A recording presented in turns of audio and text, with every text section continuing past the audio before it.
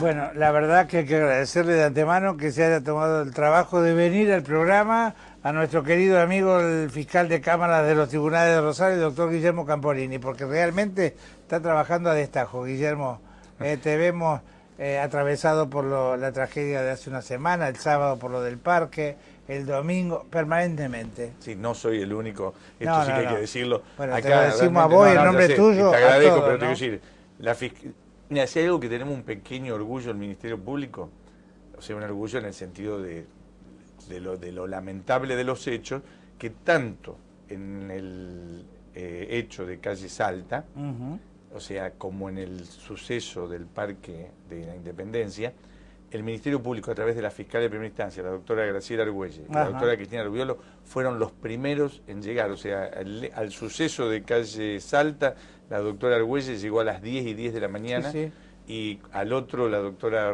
Herrera, llegó a los 20 minutos de haber sucedido, así que le tocó encontrarse. Nosotros, por lo menos, cuando llegamos, lo tengo que admitir porque no es una cosa agradable, ya los cuerpos estaban ahí, pero tapados. A ella le tocó encontrarse con todo eso. Pero bueno, es la función nuestra. El juzgado, ni hablar, el doctor Curto, el secretario, todo empleado. Así que bueno. Ahora, pues sabés que esta tragedia que nos envuelve y todavía nos enluta, digo, sirvió para que medios de todo el país te llamen. Y todos hacían hincapié en la rapidez de la reacción que tuvieron ustedes, los representantes del Poder Judicial. Y eso también es importante de ser tenido en cuenta, como el allanamiento de ese mismo día, cuando todavía estábamos conmovidos y no terminábamos de metabolizar. Parece una nimiedad, parece una anécdota dentro de todo el contexto, pero digo, es toda una lectura a tener en cuenta. Y nosotros tenemos la suerte que la estructura nuestra, como lo hemos charlado varias veces, es una estructura vertical. Apenas tomó conocimiento el Ministerio Público, se empezó a mover, pero aparte, y esto es importante, la cabeza del Ministerio Público es el Procurador General, y él realmente ya esa misma tarde estaba viajando de Santa Fe y empezó también a dar directivas. Es decir, eso es importante cuando uno realmente ve que la cabeza empieza a funcionar y con un claro lineamiento tendiente al esclarecimiento, y bueno, uno ya se ve comprometido con eso, amén de que ya lo siente, ¿no? Pero digo, ya te crea un compromiso que es inevitable y bueno, se trabaja a destajo, como bien decía. Guillermo, ¿el gasista sigue detenido? El gasito continúa detenido y te explico por qué. Si bien es un delito que podría eventualmente caberle una condena de ejecución condicional porque la pena mínima lo permitiría, la pena máxima que tiene previsto también permite la posibilidad de una condena efectiva. O sea, nuestro ordenamiento penal establece que cuando se condena a alguien a una pena superior a los 3 años de prisión, sí o sí tiene que ser efectiva, y acá tiene previsto hasta 5. ¿Qué se evaluó, al menos hasta ahora y sin perjuicio de lo que pueda ir surgiendo? Hay primero la posibilidad de una peligrosidad procesal, porque vos fíjate que permanentemente se están realizando medidas. Una persona que tiene ciertos conocimientos y que puede estar a lo mejor en estado de libertad podría de alguna manera entorpecer la investigación. Y lo segundo, justamente, es esto que yo te decía. La Fiscalía ha evaluado, ante la magnitud del hecho, que de llegarse al grado de responsabilidad suficiente como para, más allá de toda duda razonable, pedir una condena de esta persona, lo haría pidiendo una pena efectiva. Entonces, como nadie, vamos a ser sinceros, que sabe que sobre su cabeza se ciñe esa posibilidad, se presenta o está dócilmente atento al requerimiento judicial, es una forma de asegurar, sin que esto presuponga, ¿no es cierto?, violar el estado de inocencia, sino es de asegurar que la persona no se aparte ni entorpezca la investigación. Y hace minutos realizaron otro allanamiento en Litoral Gas, ahí en Mitre y San Lorenzo. Eso fue dispuesto por el doctor Curto porque justamente, retomando lo que decía Carlos, el mismo día, a 3 horas de ocurrido el suceso, se estaba allanando Litoral Gas para ver justamente lo que se manifestaba en cuanto a que la gente decía en esos momentos que habían hecho llamados de reclamo, tanto a Litoral Gas como al 911, una serie de cosas. Por eso también ya tenemos en nuestro poder las cintas, en el CD, mejor dicho, de las comunicaciones registradas desde las 9 de la mañana hasta las 10 de la mañana en el 911, lo que nosotros hemos visto hasta ahora y se ha podido establecer, la primera que registra vinculación directa con este suceso es de las 9:30 aproximadamente, o sea, apenas 5 o 6 minutos. O sea, porque digo, no puedo decirte exacto la hora, porque si bien tenemos las cámaras del macro, del banco, que las hemos pedido y ya tenemos la filmación y nos sirven para corroborar algunas cosas que se han dicho y que se han manifestado dentro de la causa. Una de las cámaras marca creo que 9:35 y la otra marca 9:37, hay una diferencia de 2 minutos propio de la sincronización de las cámaras. Por eso digo, pero la comunicación primera es aproximadamente 5 minutos antes del suceso y la última es casi concomitante con la explosión. ¿Qué hay de cierto de que hay una especie de número al cual uno llama y que te atiende un mensaje grabado para pedir una emergencia? ¿Eso es así? ¿En el 911 o en...? No, Mirá. Pasa, por ejemplo, cuando llamás para reclamar por algún servicio que no está cumplido, que te dice deje su mensaje, cuando es un 0800 que debería ser atendido. Eso pasa con los cortes de luz, que uno llama y no te atienden, pero ni los vendedores de vela... Está bien, entonces puedo apuntar recién, porque el 911 sí tiene contestación por persona. Total. Eso está seguro y está 911 grabado. no es, el pero 100 yo de hablo bomberos lo mismo. Lo que vos apuntás, y por eso hoy también fue una de las cosas que se dispuso de hacer ese nuevo allanamiento, es lo que se denomina el call center de la empresa. Justamente ¿Lo atienden personas o...? Bueno, eso justamente era interés del doctor Curti y de la Fiscalía, buscar, primero, ver cómo funciona y si es por medio de grabaciones, sacar las copias de las grabaciones o las grabaciones propiamente dichas para poder tener acceso y ver cómo se va derivando ese tipo de comunicación. Porque claro, si queda en una máquina de haber una máquina atendiendo un reclamo, porque fíjate, si realmente existe esto, que yo quiero creer que no, porque quiero ilusionarme que no, porque digo, es gravísimo, porque uno llama a ese número ante un estado de emergencia, y esto era más que de una emergencia. La leyenda urbana, te digo por mensajes a diversos medios, que hablaban de gente que habían llamado a un número que desconozco y que los atendió una máquina. Yo lo que sí te lo puedo afirmar y no estoy violando absolutamente nada de la investigación, es que son 2 números que tiene para reclamos la empresa.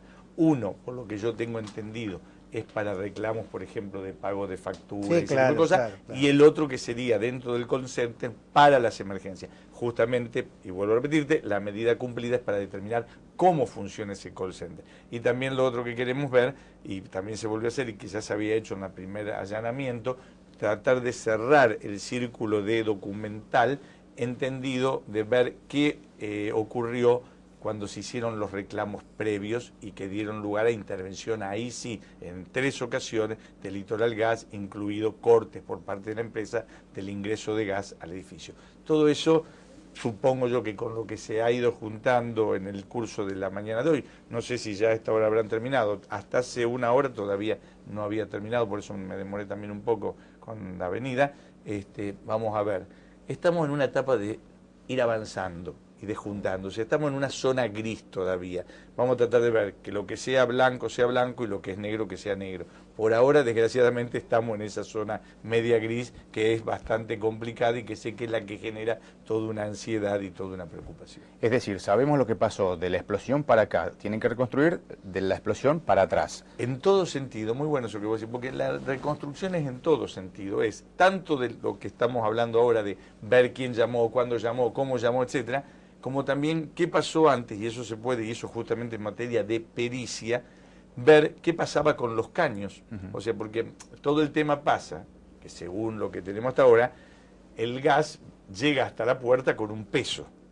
O sea, hablan de 1,2 kilos, una cosa así. Y cuando ingresa a las zonas del edificio o casa, justamente están las válvulas. Que son como estabilizadores. Exactamente. Las válvulas por un lado y lo que esta persona iba a cambiar, que era el regulador, ¿qué hace eso? Regula la carga de gas para que se distribuya. Aparentemente ahí empezó el problema.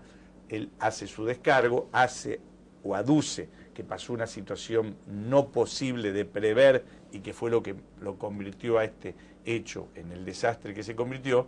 Entonces eso es lo que hay que determinar. A ver, ¿cómo entró la carga? ¿Qué es lo que falló?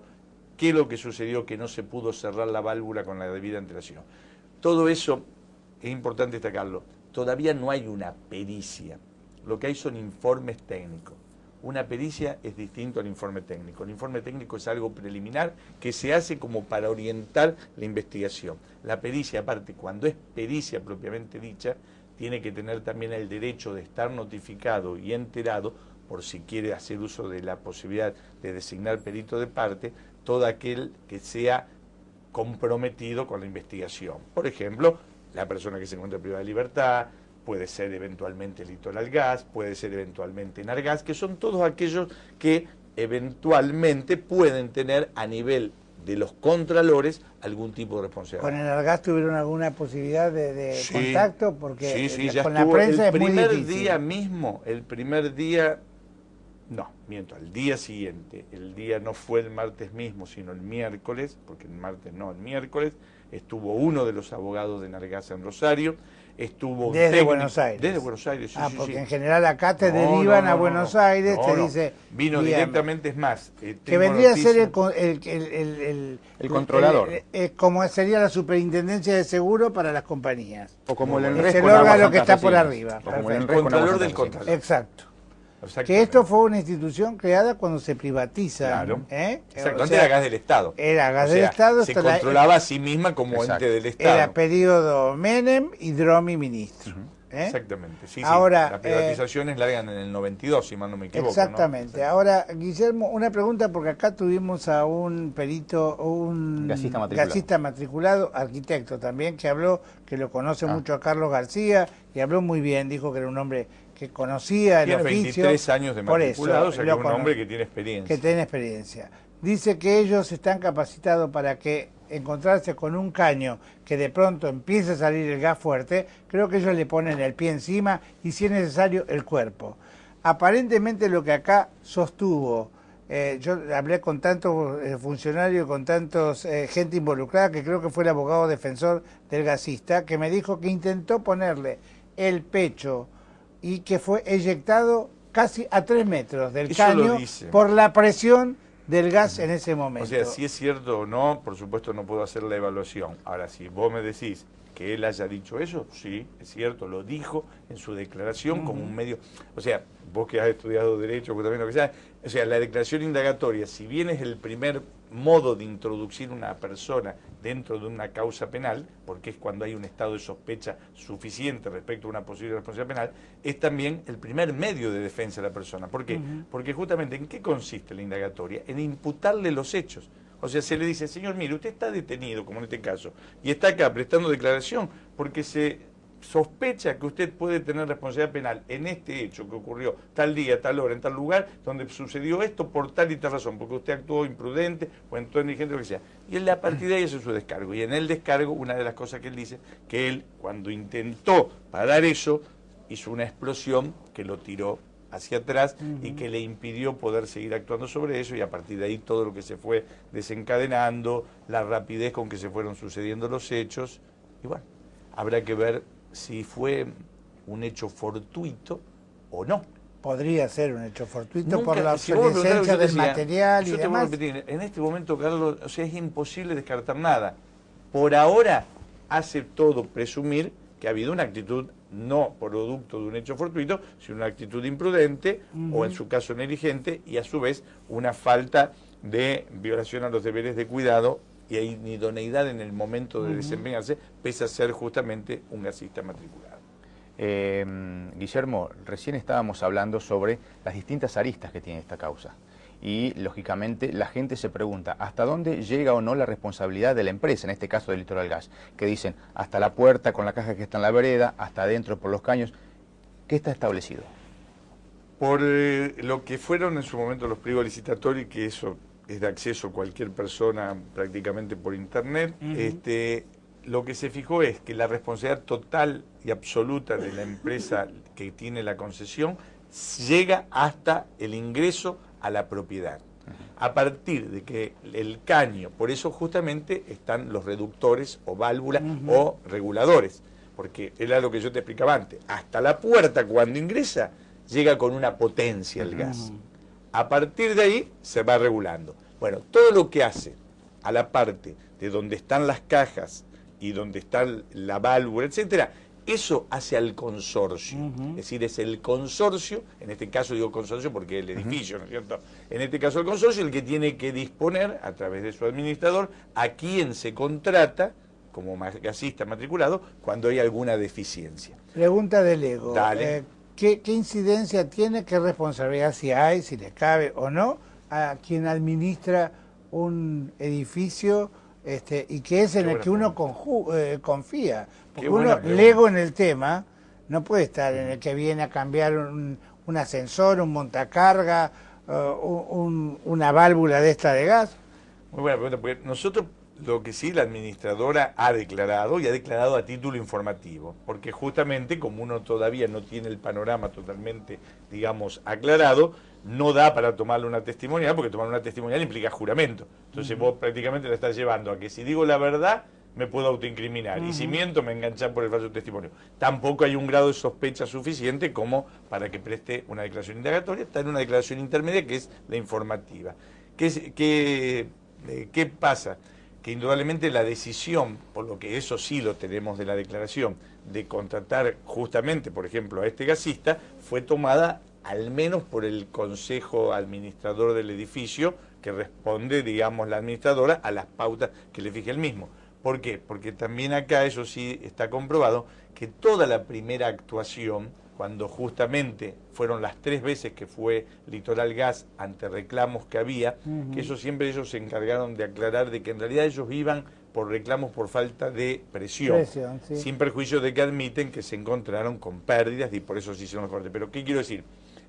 La administradora lo que hizo es traer, lo que se hace vulgarmente en los consorcios, trajo presupuesto. Dijo, señores, mire, el que nosotros veníamos contratando ofrece hacerlo por tanto. Este ofrece por tanto y este ofrece por tanto. Bueno, si vos me preguntás, aparte no hace el caso, ¿qué fue lo que llevó a optar por este señor García? Será su idoneidad, su capacidad, el presupuesto, lo que sea.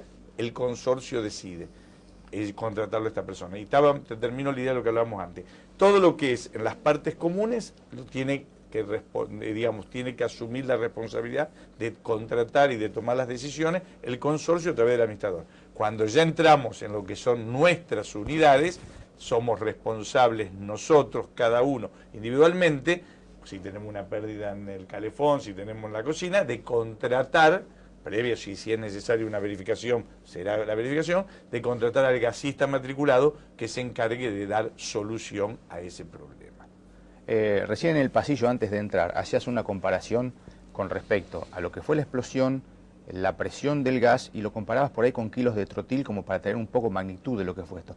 ¿Me lo podés repetir como para tener noción? Estábamos charlando con vos allá afuera, eso me lo comentó, nosotros acá la verdad que, esto es un poco anecdótico, hemos tenido dentro de la desgracia que ha sucedido, la suerte de que ha venido gente de primer nivel a trabajar en la colaboración con ya la gente nuestra que también ha demostrado su capacidad. Es decir, a la gente de defensa civil, a la gente de las distintas áreas, policía, bomberos, etcétera, de la ciudad de Rosario, le vinieron a colaborar a distintas partes.